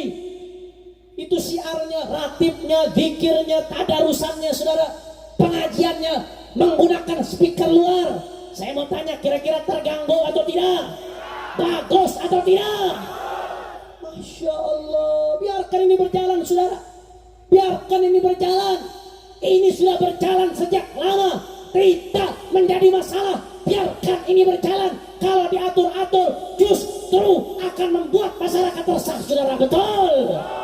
Ini beragam. Belum lagi ada masjid di negeri kita yang cenderung lebih minim penggunaan mic keluar. Contoh seperti masjid-masjidnya Muhammadiyah, saudara. Masjid Muhammadiyah biasanya adzannya saja pakai mic keluar, ibadah Allah. Adapun zikirnya jangankan pakai mic, zikirnya pun sirran, sendiri-sendiri, saudara. Nggak jamaatan, biarkan. Selama mereka nggak mengkafir-kafirkan kita, selama mereka nggak bid'ah-bid'ahkan kita, mereka saudara kita. Nggak ada kewajiban orang untuk zikir jamaatan. Kalau mereka punya pilihan itu silahkan, ibadah Allah. Ini bagian dari dinamika dakwah. Kita hargai, saudara. Kita terima, kita rangkul mereka, ibadah Allah. Ini ada di tengah masyarakat kita. Bahkan saya kasih contoh, mungkin orang Madura nggak pernah dengar. Di wilayah kami daerah Bogor, kemudian sekitarnya Sukabumi, Cianjur, sampai ke Jampang, Surade, Jampang, Segaranten, Cianjur, saudara, sampai ke Cianjur Selatan dan seterusnya. Itu banyak aliran namanya aspek. Tahu orang Madura aspek? Tahu orang Madura aspek? Aspek itu artinya anti speaker. Anti speaker. Mereka punya fatwa mengharamkan speaker. Loh, Wahabi mereka, Beb. Bukan Wahabi. Mereka Asy'ari, Syafi'i, Sufi, saudara. Mereka ulama-ulama kita, orang-orang soleh, orang-orang baik, saudara. Tapi hanya saja ijtihad fikih guru mereka mengharapkan speaker. Kita hargai, saudara. Kita berhubungan baik dengan mereka. Habib Rizik sering ceramah di tempat mereka. Saya sering ceramah di tempat mereka, saudara. Walaupun kadang-kadang saya ceramah di tempat ketiga, tempat ke-1 di tempat A, tempat kedua B, tempat ketiga di tempat aspek yang hadir 2000, lumayan itu, saudara. Kalau pakai speaker. Tapi kita hargai, kita hormati, saudara. Kenapa? Ini dinamika dakwah di negeri kita. Ini cuma masalah wasilah saja. Speaker itu wasilah untuk menyampaikan syiar. Yang pakai sudah bagus, yang tidak pakai silahkan. Itu masing-masing pilihannya, saling menghormati. Ini dinamika dakwah kita, ini keberagaman kita, inilah Bhinneka Tunggal Ika, inilah kekayaan Indo. Betul apa betul? Betul apa betul? Bagus atau tidak? Indah atau tidak? Kalau sudah berjalan seperti ini, biarkan. Negara nggak usah mengatur-ngatur terlalu banyak, saudara. Biarkan ini jadi civil society, menjadi kesepakatan antara masjid musola dengan warga sekitar. Biarkan ini jadi dakwah syiar yang berbaur dengan kearifan lokal, yang berbaur dengan local wisdom. Biarkan ini berjalan apa adanya, saudara. Daripada negara mengurusi speaker, bagaimana caranya volumenya turun, lebih baik ngurusi supaya harga minyak turun, saudara. Jangan tepuk tangan, bukan monyet. Takbir, takbir, takbir. Setuju atau tidak? Setuju atau tidak? Setuju atau tidak? Habib, bagaimana kalau ada orang non muslim? Bagaimana dengan mereka, saudara? Anda kalau berbhinneka tunggal ika mesti totalitas. Jangan setengah-setengah, ngaku menerima perbedaan tapi alergi dengan perbedaan. Jangan, saudara. Adapun non muslim di wilayah mayoritas muslim, saudara, sebagaimana mayoritas muslim harus menjaga minoritas, harus merangkul minoritas, begitu pula minoritas non muslimnya harus tahu diri terhadap mayoritas, saudara. Betul? Begitu pula sebaliknya di wilayah mayoritas non muslim seperti di NTT, di Bali, di Papua, di Sulawesi Utara, saudara, sebagaimana mayoritas non muslimnya harus merangkul dan menghargai minoritas, minoritas muslim di sana juga harus menyesuaikan dengan lingkungan sekitar, saudara. Betul? Ini namanya Bhinneka Tunggal Ika. Ini kekayaan kita, ini keberagaman kita. Biarkan ini berjalan sebagaimana mestinya. Ini bagian dari kekayaan Indonesia. Ini syiar di negeri kita, saudara. Makanya saya katakan gampang, nggak usah repot, nggak usah repot. Kalau ada yang terganggu dengan speaker masjid dan musola, jangan tinggal dekat masjid dan musola. Setuju? Setuju? Sebagaimana kalau ada yang keganggu dengan suara kereta, jangan tinggal dekat rel bukan ban kereta, ucopotin. Betul apa betul? Betul apa betul? Gampang atau tidak? Simpel atau tidak? Masya Allah. Ini yang ingin saya sampaikan. Yang pertama terkait surat edaran Kementerian Agama, sehingga kami dengan tegas menolak. Inilah suara kami, saudara. Betul? Kemudian yang kedua, saudara, terkait pernyataan Menteri Agama dalam salah satu wawancaranya. Saudara, Kalau tadi oke lah, masih pro kontra, masih diperdebatkan, walaupun kami tegas menolak, saudara. Tapi kalau yang ini saya nggak bisa nerima, saudara. Dan saya kira seharusnya tidak ada muslim yang bisa menerima ibadah Allah. Silakan Anda lihat yang utuh, yang lengkap, yang sempurna, wawancara Menteri Agama dalam salah satu media, saudara, atau di beberapa media. Yang saya setelah melihat, Anda lihat yang utuh, yang sempurna, jangan sepotong-potong. Saya setelah melihat dengan seksama, dan bukan hanya saya, banyak pihak, saudara, yang menemui saya. Setelah melihat dengan seksama, mencermati dengan baik, saya berkesimpulan, silakan Anda lihat yang utuh. Saya berkesimpulan, saudara, bahwasanya dia menyampaikan beberapa jenis suara. Di antaranya suara yang keluar dari masjid dan musola, dari speaker masjid dan musola. Kemudian suara yang keluar dari rumah ibadah non muslim. Kemudian yang dia sampaikan juga adalah suara gonggongan anjing, saudara. Setelah dia menyebutkan jenis-jenis suara, intinya kesimpulan yang saya pahami, dia menyebutkan intinya ini sama-sama suara, sama-sama perlu ditertibkan, saudara. Saya mau tanya umat Islam, jawab yang kompak. Setelah Anda lihat video tersebut, yang rata-rata orang Madura sudah lihat atau belum? Sudah lihat atau belum? Sudah dengar atau belum? Setelah Anda lihat video tersebut, setelah Anda tonton dengan seksama secara lengkap, saya mau tanya, kira-kira Menteri Agama menyampaikan seperti itu pantas atau tidak? Pantas atau tidak? Layak atau tidak? Masya Allah. Jawab yang jujur umat Islam yang mendengarkan pernyataan tersebut, sakit atau tidak? Resah atau tidak? Terusik atau tidak? Masya Allah. Habib, jangan provokasi, Habib. Habib, jangan manas-manasi suasana, Habib. Habib, jangan bicara seperti itu. Saudara, saya tidak provokasi, saya tidak panas-manasi suasana. Kalau tidak ada api, tidak akan ada asap, saudara. Betul? Betul? Kalau tidak ada api, tidak akan ada asap. Kalau tidak ada sabab, tidak ada musabab. Hukum adanya seperti itu, saudara. Kalau tidak ada ucapan, tidak ada reaksi. Anda tidak punya banyak tangan untuk menutup telinga orang. Anda tidak punya banyak tangan untuk menutup mulut orang. Tapi Anda punya tangan untuk menutup mulut Anda, saudara. Betul apa betul? Jangan salahkan reaksi, salahkan dia menyampaikan. Makanya kami mendukung pernyataan Ketua DPP Rabithah Al-Alawiyah, Ad-Da'i ila Allah Al-Mujahid Fisabilillah, Al-Habib Taufik bin Abdul Qadir As-Sagaf, hafizahullah ta'ala wa ra'ah, wa amaddana min asrarihi wa anwarih, wa matta'ana bituli hayatihi bi khairin wa tinu afiyah. Beliau menyampaikan dengan tegas, saudara, yang intinya beliau Menteri Agama meminta kepada Menteri Agama untuk bertaubat kepada Allah Subhanahu wa ta'ala. Setuju atau tidak? Orang kompak, setuju atau tidak? Setuju atau tidak? Makanya tuntutan kami jelas tegas, saudara. Nggak usah banyak ngomong, nggak usah banyak cari pembelaan, apalagi pembelaan pakai bahsul masail, nggak usah, saudara. Nggak usah banyak-banyak cari pembelaan. Anda tanggung jawab di hadapan Allah Subhanahu wa ta'ala, saudara. Nggak usah banyak cari pembelaan, nggak usah banyak cari pembenaran, saudara. Yang kami minta, satu, segera bertaubat kepada Allah. Dua, saudara, segera, saudara ibadallah, dia untuk menyampaikan permohonan maaf terbuka kepada umat Islam. Tiga, kita minta untuk mempertanggungjawabkan ucapannya secara hukum. Setuju? Setuju? Setuju? Kira-kira umat Islam setuju atau tidak? Siap bersatu, siap rapatkan barisan, siap bela Allah, siap bela Nabi, siap jaga syiar Islam, siap jaga NKRI, siap jaga syiar Islam di NKRI, siap jaga kemurnian Pancasila. Takbir, takbir, takbir. Sallu ala Nabi.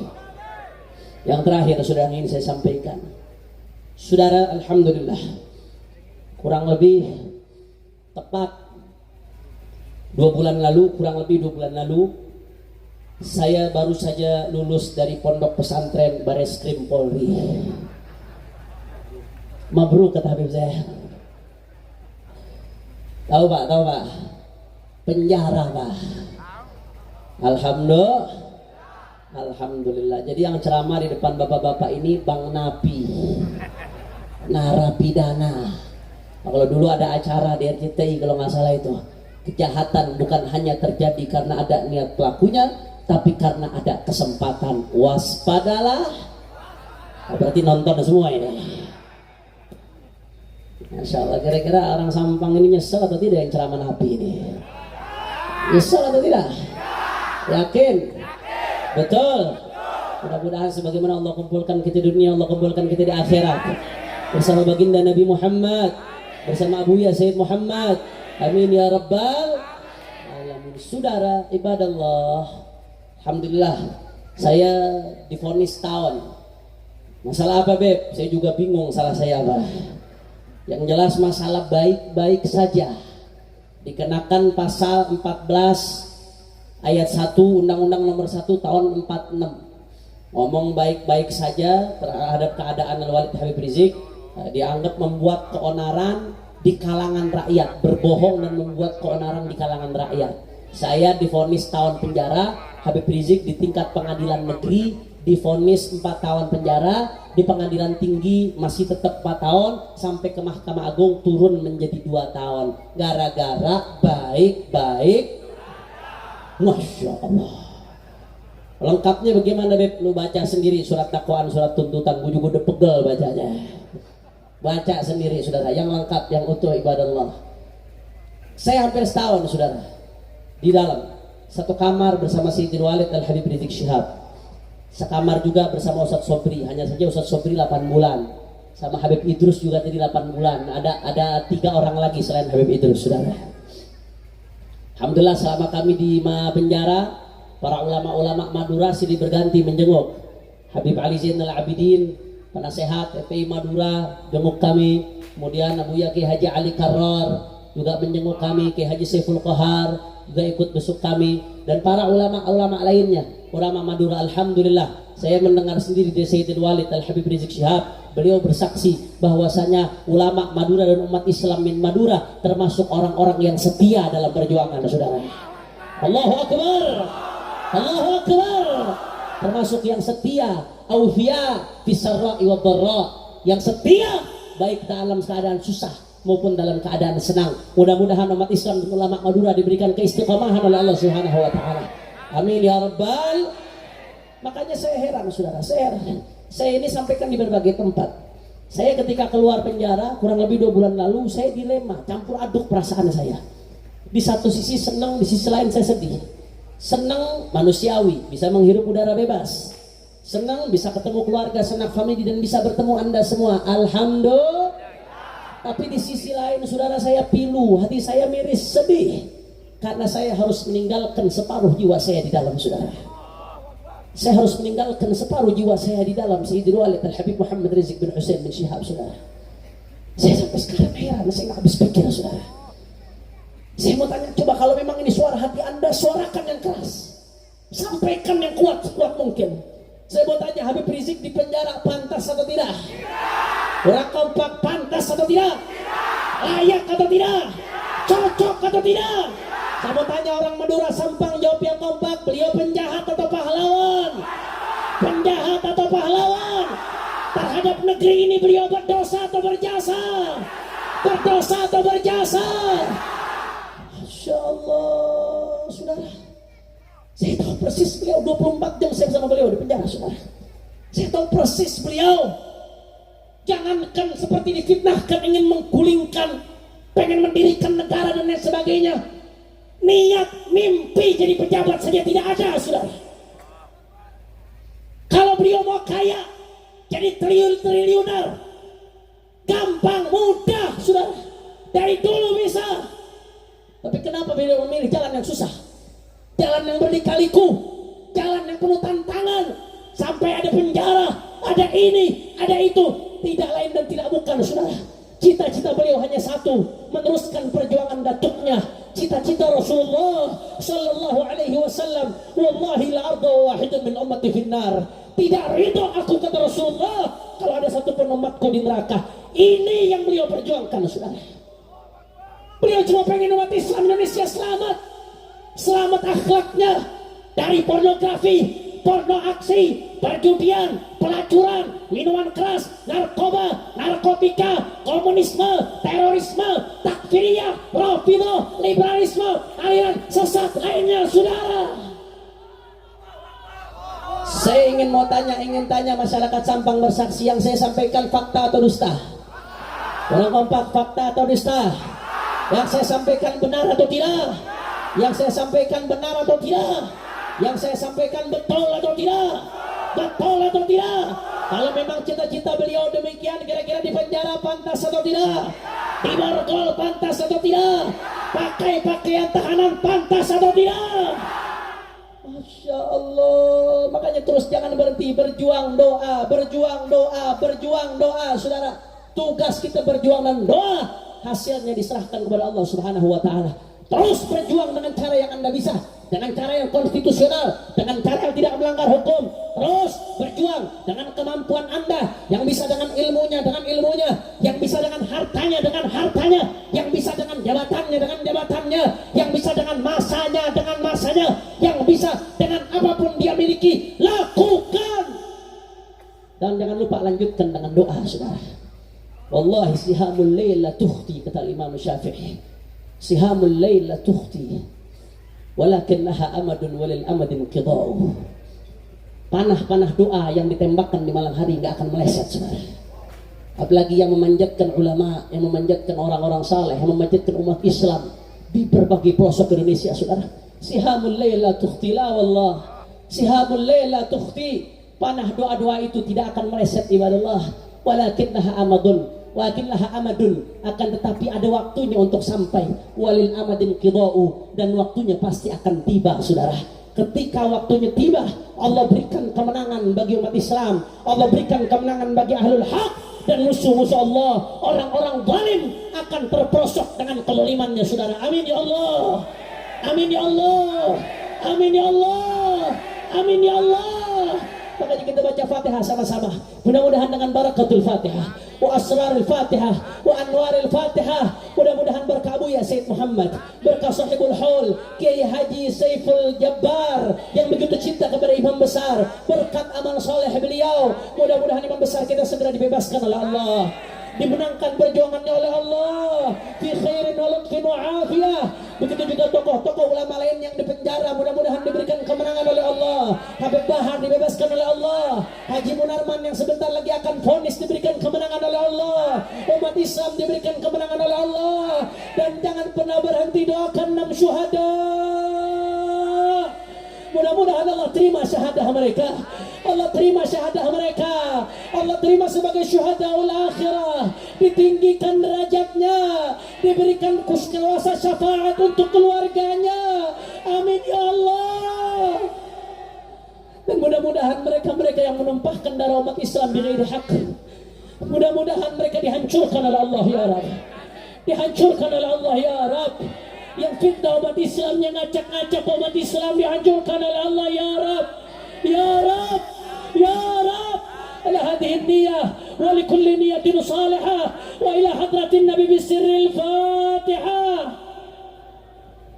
A'udzu billahi minasyaitonir rajim. Bismillahirrahmanirrahim.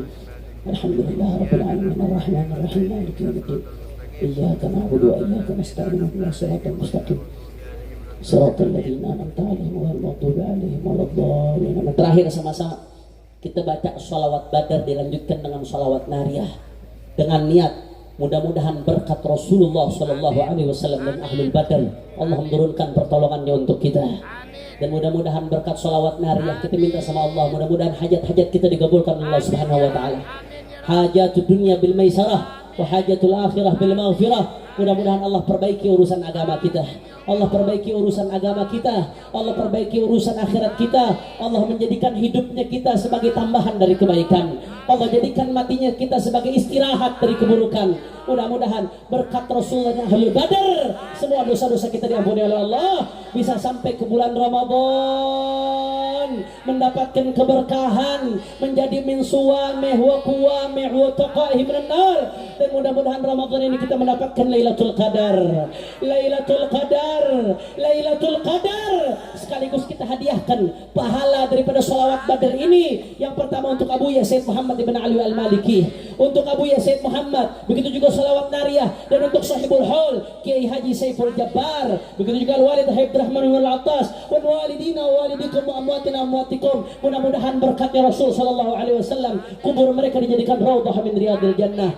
Amin ya rabbal Jadi kita baca sholawat badar, kemudian dilanjutkan sholawat nariyah. Sholawat nariyah ini luar biasa, isinya istighatsah, saudara. Isinya istighatsah. Makanya nanti kita minta ulama-ulama kita yang hadir di sini supaya untuk mengijazahkan sholawat nariyah kepada kita. Saya mendapatkan dari Abuya Syed Ahmad bin Muhammad bin Alul Maliki bin Babil Faedah saja, biar nanti yang mengijazahkan guru-guru kita itu sholawat nariyah taisir likul hajah. Hajat apapun Allah mudahkan berkat sholawat nariyah insyaallah. Karena di dalamnya tawassul dengan baginda Nabi Muhammad SAW. Bahkan saya dapat dari guru saya, kalau Anda ada hajat mendesak, penting, genting, mendesak, penting, genting, maka baca sholawat nariyah 4.444 kali. Insya Allah Allah gobol, saudara. Mendesak, penting, genting. Banyak beb, kalau udah mendesak hajatnya nggak berasa 4.000, saudara. Nggak berasa. Allah gobol insya Allah. Tapi kalau buat sehari-hari diamalkan supaya Allah mudahkan pekerjaan kita, Allah mudahkan daripada hajat-hajat kita, Allah mudahkan urusan kita, Allah berkahi kehidupan kita, sebanyak-banyaknya silahkan. Sholawat itu nggak ada batasan jumlah, saudara. Tapi kita diajarkan paling tidak 11 kali setiap malam. Ba'dal maghrib boleh, ba'dal isya boleh, sebelum tidur boleh. Yang penting setiap malam 11 kali. Kita minta coba Habibana Habib Zainal Abidin Al-Jufri untuk mengijazahkan salawat nariyah ke kita sebelum kita bacakan.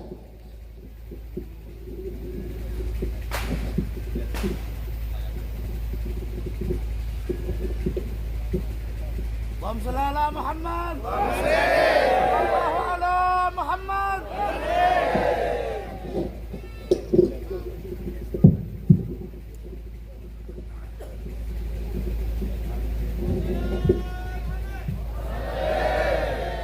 Bismillahirrahmanirrahim. Al-Habib Hanif Narafullah untuk apel ijazah salat nariyah, sedangkan ikan jabadu guru pula Syekhana senior pula Kiai Haji Muhammad Abdul Bari, ada beliau tawabu'an minhu, karena tawabu beliau lepas lagi ke kula. Tapi kula sampun salutnya kata tak mabi ijazah jago Nabi.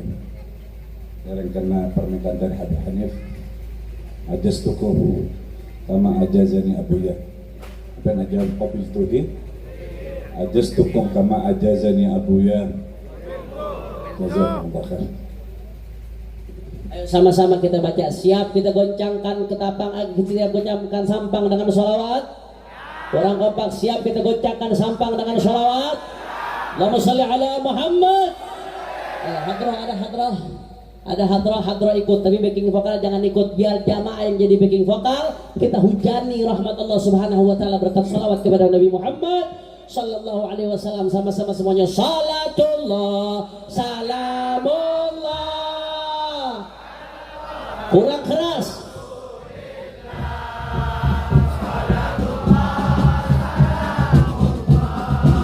Ala Yasin.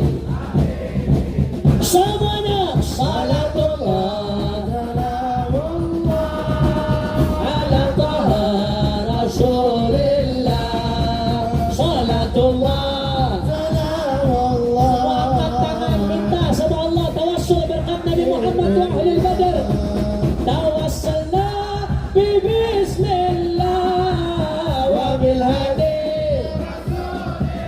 Allah. Tawassalna billah wa bil hadi Rasulillah wa kulli mujahidin lillah bi ahlil ya Allah. Salatullah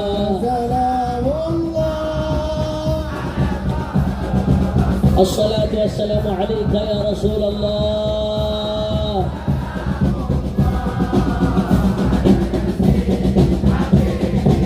Lebih kompak lagi. Ilahi salimil ummah minal afati wan nikmat. Ilahi salimil ummah minal afati wan nikmat. Wa min hamid wa min ghammah bi ahlil ya Allah. Salatullah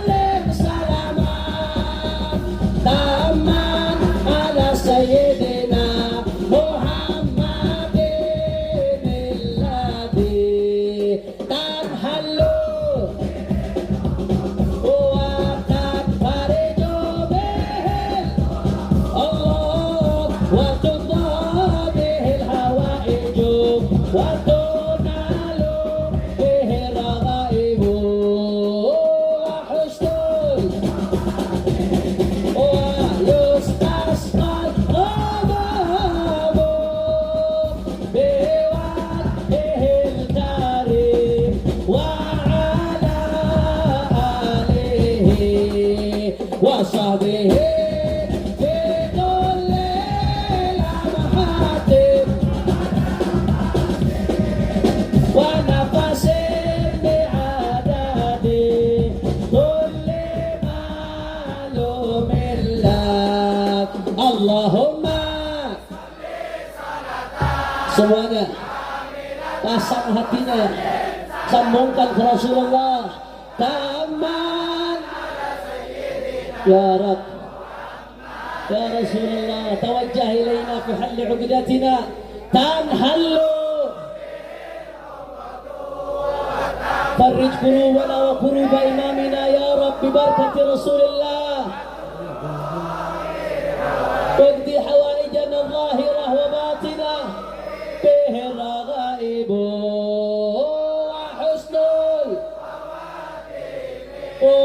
ويستسقل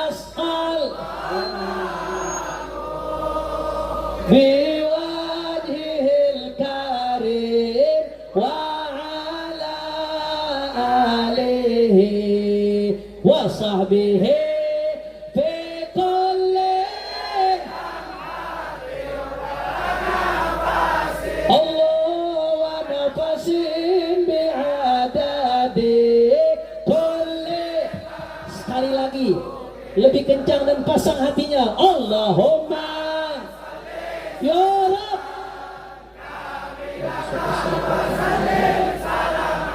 ونهدي ثواب هذه الصلاة إلى أبو ياسر محمد وإلى صاحب الحوض إلى روح الوالد الحمد رحمه الله وبشيخنا تنحل وتنفرج به الكرب وتقضى به الحوائج وتنال به الرغائب وحسن ويستسقى الغمام بوجهه الكريم وعلى آله وصحبه لمحات ونفس بعدد كل تكبير تكبير تكبير صلوات تامة خير زيارة الخير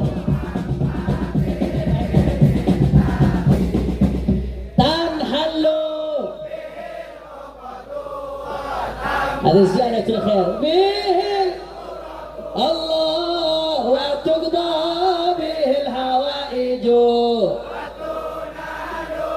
به الرغائب وحسن ويستسقى الغمام بوجهه الكريم وصحبه في كل لمحات الله ونفس بعدد كل تكبير تكبير صلوا على النبي. Ini saja yang saya sampaikan. Setelah ini kita akan mengaminkan doa dari para habaib dan sesepuh guru-guru kita. Sini ada Masya Allah Tabarakallah Ki Haji Muhaimin Darut Tauhid, kemudian Al-Habib Ali Zain Al-Jufri dan para sesepuh-sesepuh lainnya. Kita aminkan doa dari beliau-beliau. Mudah-mudahan kita mendapatkan pandangan rahmah dari Allah Subhanahu wa Ta'ala. Ini saja dari saya, lebih kurangnya mohon maaf. Mohon maaf kalau ada salah-salah kata. Jangan ada yang berhenti, jangan ada yang bergerak dari tempatnya sampai betul-betul doa selesai. Setuju? Karena keberkahan majelis al-umur bi khawatimiha tergantung pada akhirnya. Gak sempurna kita kalau sampai akhir, gak ditutup dengan doa, tidak sempurna, kurang barakah. Mas, sebelum doa. Nah, nanti sebelum doa saya akan kembalikan kepada MC untuk mempersilahkan kepada guru-guru kita doa dan melanjutkan ada sedikit lagi rangkaian acara yang akan kita lalui. Ini saja dari saya. Mohon maaf kalau ada salah-salah kata. Hadani Allah wa iyyakum ila siratal mustaqim. Subhanakallahumma wa bihamdika asyhadu an la ilaha illa anta astaghfiruka wa atubu ilaik. Wassalamualaikum warahmatullahi wabarakatuh.